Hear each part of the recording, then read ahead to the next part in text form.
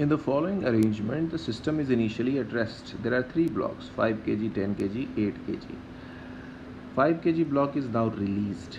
तो जैसे ही इसको हम नीचे की तरफ छोड़ेंगे, as soon as we release it, it will go down.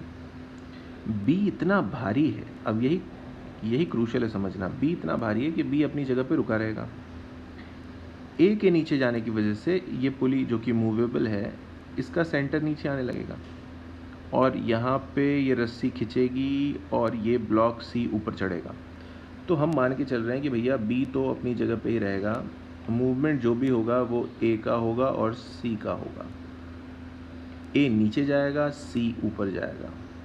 ठीक है, आई होप इतना आप समझ रहे हैं, क्योंकि जब तक हम ये बात नहीं समझेंगे क्वेश्चन में आगे बढ़ ही नहीं सकते.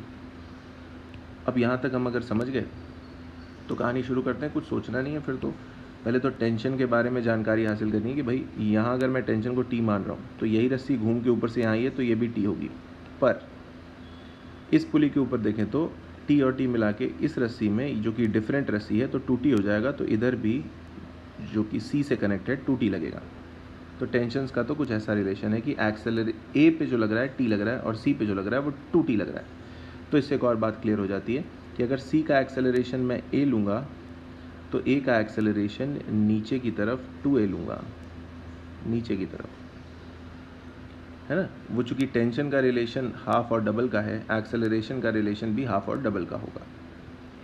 अब अगर यहाँ तक हम समझ गए तो मैं दोनों के लिए फोर्स इक्वेशन लिखता हूँ.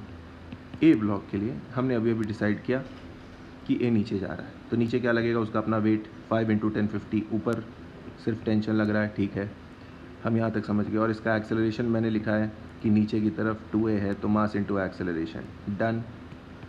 अब मैं फोर्स इक्वेशन ऑफ सी लिखूँगा. हमने जैसा डिस्कस किया था कि सी ऊपर उठेगा, तो ऊपर उठेगा तो ऊपर कौन सा फोर्स है, ट्वाइस ऑफ टेंशन है और उसका अपना वेट नीचे है जो कि 80 है, is equal to mass into इसका एक्सेलरेशन. मैंने बोला था कि ए होगा. मेरे पास 2 इक्वेशंस आ गई.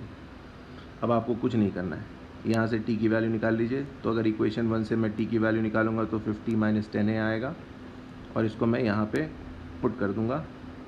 तो ट्वाइस ऑफ वो सब्सटीट्यूशन आपको आता ही होगा. -80 इज़ 8a. इसको ज़रा सॉल्व कर लें तो 100 इधर हो गया, -80 इधर ही रखता हूँ और वो जो 20a है उसको इधर भेज देता हूँ. 8a + 20 of a.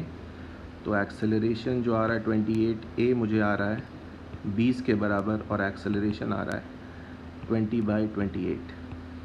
सीधा सीधा बोलूँ तो 5/7 मीटर/सेकेंड स्क्वायर. और ए किसका एक्सेलरेशन, यहाँ देखिए ए किसके लिए लिखा है हमने, दिस इज़ फॉर सी. तो this is basically acceleration of block C which is 5/7 which is asked. यही पूछा है ना. So the answer is option number 4, 5/7 metre per second square. किधर, upwards. Keep that in mind.